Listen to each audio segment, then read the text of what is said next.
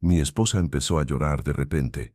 Sus manos temblaban mientras me miraba, con los ojos llenos de desesperación. Me suplicó que la llevara al hospital. Su ex había tenido un accidente grave. Por favor, me dijo entre sollozos, necesito estar ahí, todavía lo amo. Yo no respondí. Simplemente tomé las llaves, la llevé y la vi correr hacia él sin mirar atrás. Esa misma noche, empaqué mis cosas. Cuando ella regresó, encontró el apartamento vacío y una nota sobre la encimera que decía, no te preocupes, él puede quedarse contigo ahora. Ahora no deja de llamarme, de enviarme mensajes diciendo, no lo dije en serio, por favor, vuelve. Pero para entonces, todo ya había cambiado. Tengo 34 años.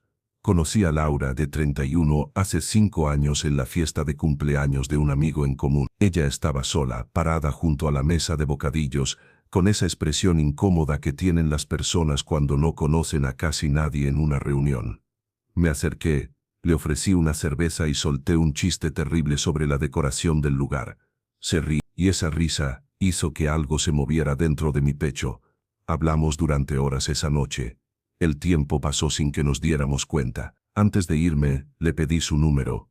A partir de ahí, todo fue rápido, muy rápido. Nuestra relación avanzó a una velocidad que en ese momento me parecía perfecta. Teníamos una química increíble, terminábamos las frases del otro, compartíamos los mismos gustos, el mismo humor, incluso ese lado oscuro que solo muestras cuando te sientes en confianza. Todo parecía encajar. A los 3 meses ya pasábamos casi todas las noches juntos.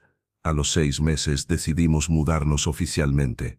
Laura me contó que había estado soltera cerca de 1 año cuando nos conocimos. Antes de eso, había terminado una relación larga con su amor de la universidad, Daniel, con quien había estado casi 7 años. Simplemente se acabó, me dijo una vez.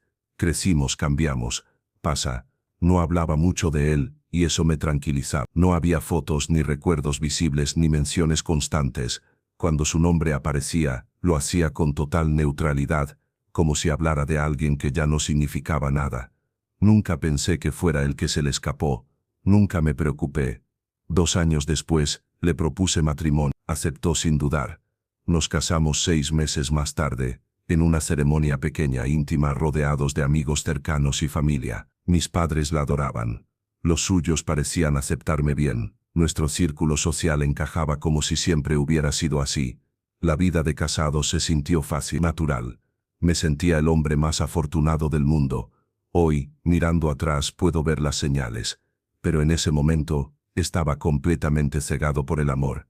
Aproximadamente 1 año después de casarnos, empecé a notar algo extraño. Cada vez que nos encontrábamos con personas que conocían tanto a Laura como a Daniel, ella se tensaba, sus hombros se ponían rígidos, su sonrisa se volvía forzada.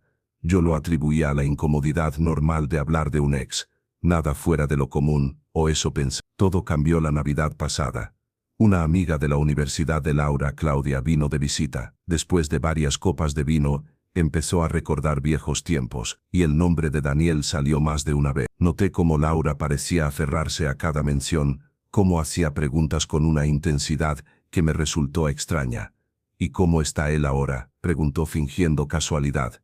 Le va muy bien, respondió Claudia. Le dieron un ascenso en la firma de arquitectura. Compró esa casa junto al lago de la que siempre hablaba. Hizo una pausa incómoda. Y está soltero, por cierto, nadie lo supera, supongo. Claudia se detuvo de golpe y me miró, avergonzada. Laura cambió de tema rápidamente, pero más tarde esa noche, la vi revisando el Instagram de Daniel. Cuando notó que la estaba mirando, cerró la aplicación de inmediato. Solo curiosidad, dijo con una risita nerviosa, quería ver si todavía tenía esa horrible barba. Lo dejé pasar, pero algo de ese momento se quedó conmigo. Aún así, confiaba en ella. Teníamos un buen matrimonio, casi no discutíamos. Disfrutábamos las mismas cosas y hablábamos de formar una familia en el futuro cercano. Me convencí de que estaba siendo paranoico, de que estaba dejando que la inseguridad inventara problemas donde no los había. No sabía que esa era solo la calma antes de todo lo que vendría después. Unos meses después de aquella Navidad, Laura empezó a cambiar de verdad. No fue algo brusco, sino lento, casi imperceptible, como una grieta que se abre poco a poco en una pared, hasta que un día ya no puedes ignorarla. Se volvió más distante, más callada. A veces parecía estar físicamente conmigo, pero su mente estaba en otro lugar, muy lejos. Cuando le preguntaba en qué pensaba, reaccionaba como si la sacara de un sueño profundo. Sonreía, pero esa sonrisa no le llegaba a los ojos. Nada importante decía, solo cosas del trabajo. Nuestras conversaciones se volvieron cortas, superficiales. Empezó a quedarse trabajando hasta tarde con más frecuencia, y cuando estaba en casa, revisaba el teléfono constantemente. Lo tenía siempre boca abajo, siempre cerca, como si fuera una extensión de su cuerpo. No estoy orgulloso de lo que hice después, pero una noche, mientras ella estaba en la ducha, revisé su teléfono. No encontré mensajes comprometedores ni llamadas sospechosas, nada. De hecho, todo estaba demasiado limpio, como si alguien se hubiera asegurado de borrar cualquier rastro. Eso me tranquilizó, y al mismo tiempo me inquietó aún más. Durante ese tiempo intenté acercarme a ella, organicé citas, cociné sus comidas favoritas, le compré pequeños regalos sin motivo. A veces veía destellos de la Laura de antes, se reía de mis chistes, se acurrucaba conmigo en el sofá mientras veíamos una película. Pero esos momentos duraban poco. Siempre volvía a cerrarse, como si algo la estuviera consumiendo por dentro y no pudiera o no quisiera compartirlo conmigo. Una noche, durante la cena, ya no aguanté más. Laura, ¿qué está pasando?, le pregunté, y por favor, no me digas que nada, sé que algo te pasa. Ella levantó la vista de su plato. Había estado moviendo la pasta sin comerla. Su expresión era una mezcla de culpa y sorpresa. Es solo estrés del trabajo, respondió, pero desvió la mirada. Tiene que ver con nosotros, insistí. ¿No eres feliz en nuestro matrimonio? No, claro que no, dijo rápido. Eres perfecto, nuestro matrimonio es perfecto. Las palabras sonaron ensayadas, vacías, y eso me revolvió el estómago. ¿Hay alguien más?, pregunté finalmente, diciendo en voz alta el miedo que llevaba semanas evitando. No, dijo, tomando mi mano. Nunca te engañaría, te amo, solo tengo muchas cosas en la cabeza. Pronto volveré a ser yo, le creí, o al menos quise creerle. La noche que lo cambió todo empezó como cualquier otra. Laura supuestamente trabajaría hasta tarde. Yo estaba en casa preparando su lasaña favorita, imaginando que tal vez podríamos tener una buena noche juntos. Cuando el pan de ajo estaba en el horno, su teléfono sonó. Lo había dejado sobre la mesada. Algo que casi nunca hacía. Era Claudia. Contesté. Hola, teléfono de Laura, dije. Hubo una pausa. Ah, hola, ¿está Laura contigo? No, está trabajando. ¿Quieres que te diga que te llame? Otra pausa, más larga. Pensé que estaba contigo, dijo Claudia. Quedamos en tomar café hace 2 horas. No apareció y no responde. Sentí un nudo en el pecho. Me dijo que trabajaría hasta tarde. Oh, murmuró, tal vez me equivoqué de día. Pero su tono decía lo contrario. Cuando colgué, me quedé de pie en la cocina, mirando a la nada. Intenté llamarla. Buzón de voz. Le escribí un mensaje, tratando de sonar tranquilo. Luego me senté a la mesa, con la comida enfriándose frente a mí. Laura llegó cerca de las 9 de la noche. Tenía el cabello desordenado y parecía agotada. Se sorprendió al verme sentado a oscuras. ¿Por qué estás sin luz?, preguntó, encendiendo el foco. ¿Dónde estabas, Laura? En el trabajo, respondió. Claudia llamó, dijo que tenían una cita y no apareciste. Su rostro pasó por varias emociones en segundos: sorpresa, culpa, cálculo, y luego una calma forzada. Lo olvidé por completo, dijo. Ha sido una locura en la oficina. ¿De verdad estabas en el trabajo? Sí, respondió. ¿Dónde más estaría? Quise creerle, pero algo ya se había roto. A la mañana siguiente llamé a su oficina. Me dijeron que se había ido temprano el día anterior, alrededor de las 3 de la tarde, por un asunto personal. No la enfrenté.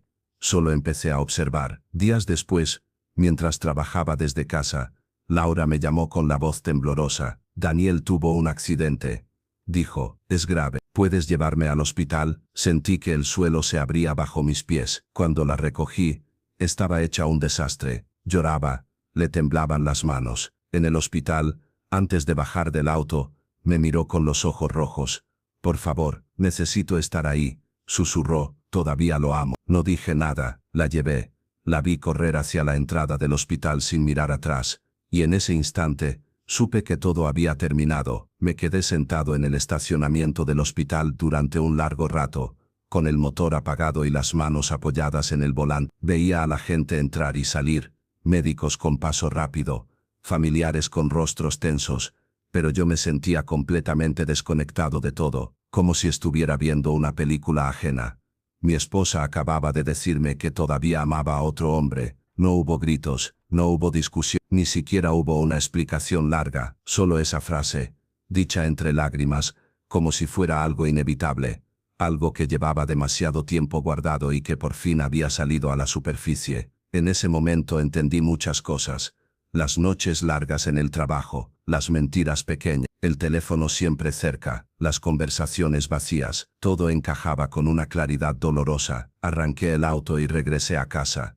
El apartamento, que siempre había sentido como un refugio, ahora me parecía extraño, frío. Caminé despacio por cada habitación, como si estuviera visitando la vida de otra persona. Me senté en la cama que habíamos comprado juntos, esa que armamos, riéndonos un domingo cualquiera, y sentí un nudo en la garganta. No lloré, no todavía. Empecé a empacar con una calma que me sorprendió. Ropa, documentos, objetos personales, dejé los muebles, los electrodomésticos, las cosas compartidas, nada de eso importaba ya. Cada prenda que doblaba traía consigo un recuerdo, viajes, cenas, planes que ahora parecían irreales. Antes de irme, escribí una nota corta, y la dejé sobre la mesa de la cocina. No te preocupes, él puede quedarse contigo ahora, nada más. Llamé a un amigo y le pedí quedarme unos días en su casa. No hizo preguntas, solo dijo que sí. Esa noche apagué el teléfono. Cuando lo encendí 3 días después, tenía decenas de llamadas perdidas y mensajes de Laura. Al principio eran confusos, luego desesperados, y finalmente suplicantes. Fue un error. No quise decirlo así.